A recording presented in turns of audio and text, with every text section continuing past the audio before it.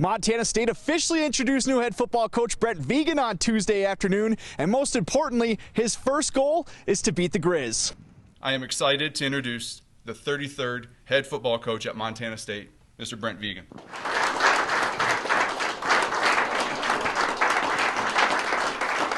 The first goal is to beat the Grizz. That didn't make the Twitter or whatever last week, but that's the first goal. Beating the Grizz is fun, but his sights are set on bringing an FCS national championship to Bozeman. If your goal ends with winning a conference championship, making the playoffs, then that's not enough. If you can't see it, you certainly can't go after it.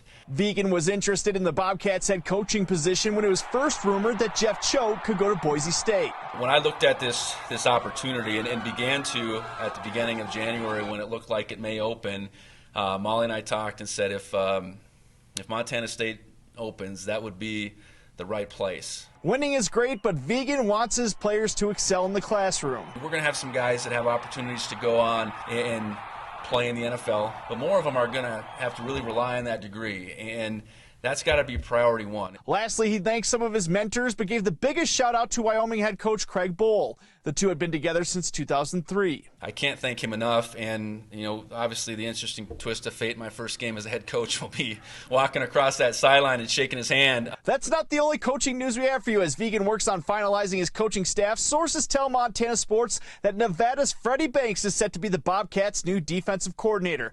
Banks has experience at both the FCS and FBS level, most recently serving as Nevada's cornerbacks coach for the 2020 season. Vigen has said we will hear from the new coaching hires later on this week.